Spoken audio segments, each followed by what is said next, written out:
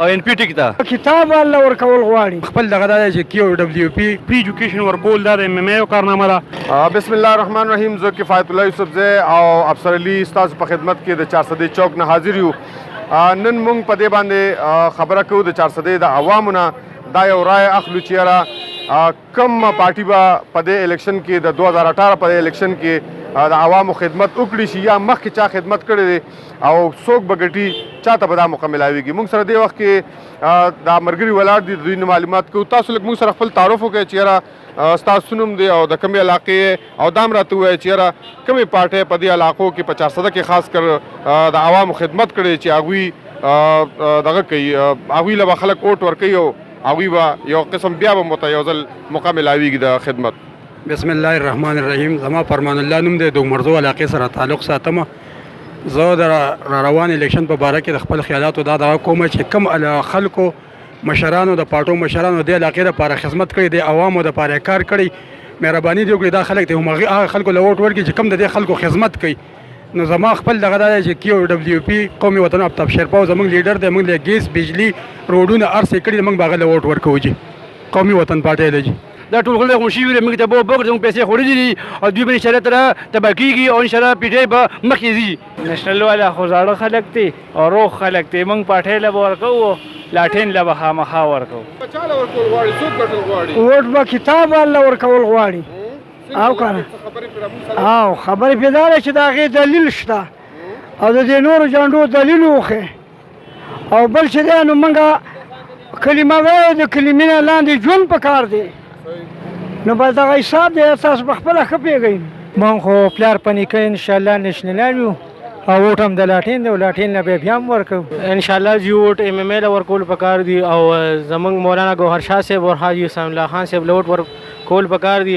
اسلامي نفاذ دپاره د ام ام ای د ووټ ورکول ډېر ضروري دي جي او انشاءالله ووټ د کتاب دی او ام ام ای له به ووټ ورکوو. موږ جی ام ام ای له به ووټ ورکوو جي او خپل کسانو پاس کوو جي. نور اسلامي کسان دي، بل لا نور نشنلیان مشنلیان خو غله خلک دي، ټول عمر اغلا کارونه کړي، پیسې میسي واري دي. نو پکار دی چې ام ام ای له ووټ ورکړي. ام ام ای له ووټ ورکوو صحیح ده، ځکه چې ای د دین لپاره ډېر کارونه مارونه کړي دي او چې بس دا زموږ خواهش دی له به ورکړو. یاره جی بس زما خو خپله دا زړه دی چې الله پاک زمونږ د علما چې دي الله پاک د دې له دا ورکی چې کتاب به موږ ورکوو. زمونږ اسلام خوښ دی، موږ نه هېڅ هم نه دی لګي. زمونږ صرف دا خوښ دی چې زمونږ دا سپلی جومات ته ولې نه باسو، غل نه دې لاس کټ شي او زنا والا سرسمسار شي. او دا کتاب کتاب باندې زمونږ ازادي ونه شوه. موږ صرف ټولو پښتون د چل دی او غرق شو د څه نه په ایمان باندې. کاکا جي ښکلې خبرو کې مزیدارې خبرو کې زموږ هم دغه خبره ده. او جي او کتاب له زما ووټ خو انشاءالله د ان پی عوامي نیشنل پارټي زموږ د خصوصا 400 دپاره چې کوم پیکیجونه کړي، کوم کارونه کړي، یونیورسټي راوړی، کالجونه، زموږ اهم شی د بچي تعلیم دی. 10 کاله په دې خاوره باندې مولیانو حکومت کو هېڅ هم نه دی شوي. ان پی کارونه کړي دي، ماشومانو له سبقونو دپاره سکولونه جوړ کړي دي، سپورټس کمپلیکس جوړ شوي دي، کالجونه جوړ شوي دي، یونیورسټي جوړه شوې ده. دا اهم شی دی تعلیم، چې تعلیم په هر بچي کې راشي، هر شعور به راشي او زموږ دا قوم به مخ په وړاندې لاړ شي. ماشاءالله ځوانان ډېر دي دلته کې، موږ سره نور ځوانان هم ولاړ دي، هم معلومات کو چې هغوی څه وایي. تاسو وایئ چې یاره چاله ووټ ورکول پکار دي، د خدمت دا موقع چاله ورکول پکار یا مخکې چا خدمت کړي. بسم الله الرحمن الرحیم. څنګه چې د رور خبرو وکړه چې یاره ان پی 400 لپاره تعلیم له یونیورسټي جوړه کړې ده، داسې یونیورسټي جوړه کړې چې غون پکې ناخله خلک دي. دي د تاجو کالج پته نه لګي، تاجو کالج د ام ام ای حکومت یو کارنامه ده، د 10 پورې ماشوم ته پری ایجوکیشن ورکول دا د ام ام ای کارنامه ده. او زما به خیال چې انشاءالله روان حکومت د ام ام ای دی په پی کې 58 او پی کې 57 باندې به انشاءالله جمهوریت اسلامي کینډیډیټ کامیابیږي. ان 7 باندې چې د شعر د بیت او د کتاب انشاءالله سخته مقابله ده او انشاءالله چې اسلامي فلاحي ریاست جوړ شي او د ملک د محرومیت به ختمېږي.